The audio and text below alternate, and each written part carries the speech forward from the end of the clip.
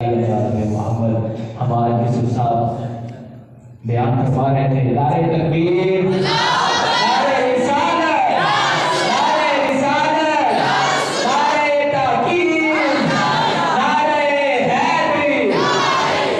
अल्लाह पाक ने नबी करीम सल्लल्लाहु अलैहि वसल्लम को फरमाया, शायद अपने अंदाज में लिखता है, अल्लाह ने फरमाया, सोनिया तौहीद होगी मेरी, रिसालत होगी तेरी, खिदमत होगी मेरी, हुकूमत होगी तेरी, बुराक होगा मेरा, सवारी होगी तेरी, जिब्रील होगा मेरा, वो खातिम होगा तेरा, अता होगी मेरी, तकसीम होगी तेरी, अब्दुल्ला होगा मेरा, वो बाबा होगा तेरा, आमना होगी मेरी, वो अम्मा होगी मेरी, फातिमा होगी मेरी, वो बेटी होगी तेरी, सिद्दीक होगा मेरा, वो यार होगा तेरा, फारूक होगा मेरा, दीवाना होगा तेरा, उस्मान होगा मेरा, परवाना होगा तेरा, हैदर हैदर नारे हैदरी, हैदर होगा मेरा, दामाद होगा तेरा, हसनैन होगा मेरा, नवासा होगा तेरा, सिद्दीक होगा मेरा, वो यार होगा तेरा, शहीद होगी मेरी, ला इलाहा इल्लल्लाह तू कहेगा, रिसालत होगी तेरी, मोहम्मद रसूलुल्लाह मैं कहूंगा। अभी मैं खिताब देता हूँ जनाब हजरत अल्लामा मौलाना कारी मोहम्मद अनस अज़हरी साहब के आए और अपने खूबसूरत अंदाज में बयान सुनाए। नारे तकबीर, नारे रिसालत, नारे रिसालत, नारे ताकीद, नारे ताकीद, नारे हैदरी, मुर्शिदियत पर, मुर्शिदियत पर, हर सहाबिये नबी।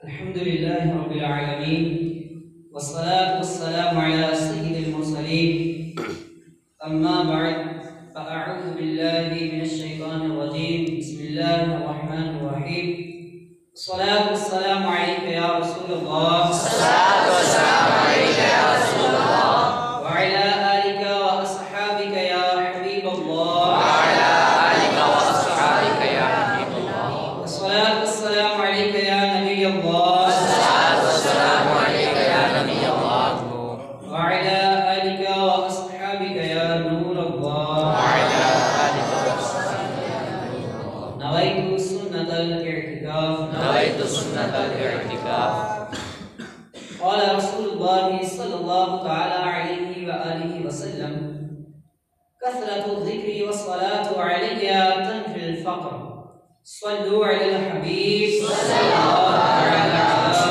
محمد صلى الله تعالى عليه وآله وسلم قد سمط الأمير فجأة فتعجب الملك ووزراؤه وحاشيته على صمته حيث بذلوا قصارى جهدهم ليتكلم ولكنه لم يكلم أحدا وبالرغم من سكوته فقد كان مشغولا في نشاطاته اليومية.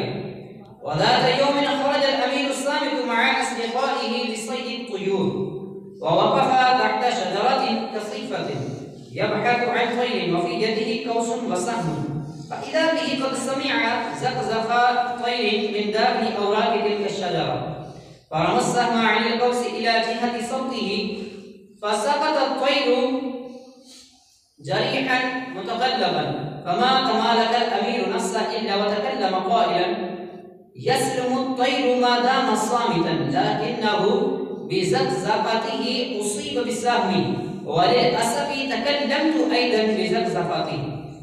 أيها الإخوة، لو فرضنا أن هذه القصة موضوعة لكن من الحقائق التي لا ترفض أن الرجل كثير الكلام دون نفع يضيع معظم وقته ووقت الآخرين وكثيرا ما يتحرج ويندم على كثير من أقواله حقا يسلم الإنسان من الآفات والمصائب ما دام صامتا عن كلام لا طائل تحته. يقال كان بهرام جالسا ذات ليلة تحت شجرة فسمع منها صوت طائر فرماه فأصابه فقال ما أحسن حفظ اللسان بالطائر والإنسان لو حفظ لسانه ما هلك. قال رسول الله صلى الله عليه وسلم أخرجه الترمذي من صمت نجا. وفي حديث أخرى الصمت سيد الأخلاق. وقال إذن الصمت أرفع العبادة.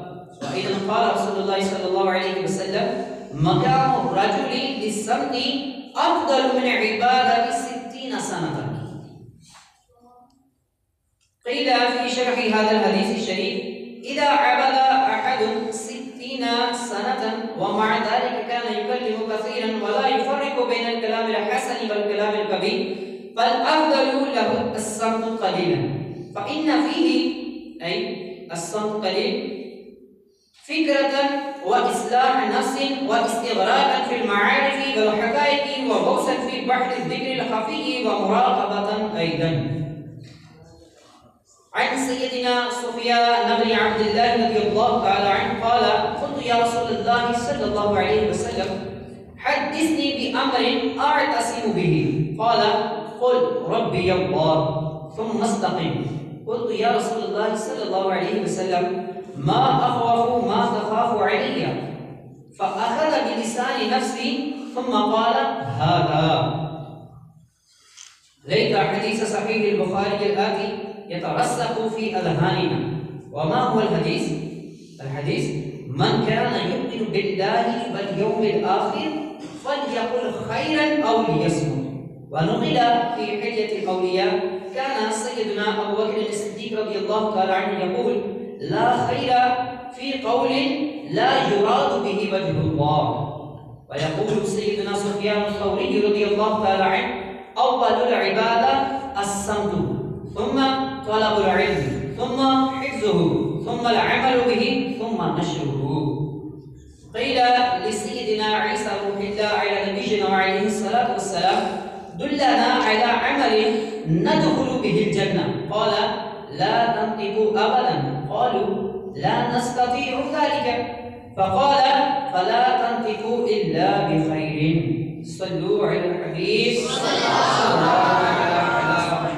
صلى الله عليه وآله وسلم. نسأل الله تعالى حفظ اللسان وخير الكلام. صلوا على الحبيب.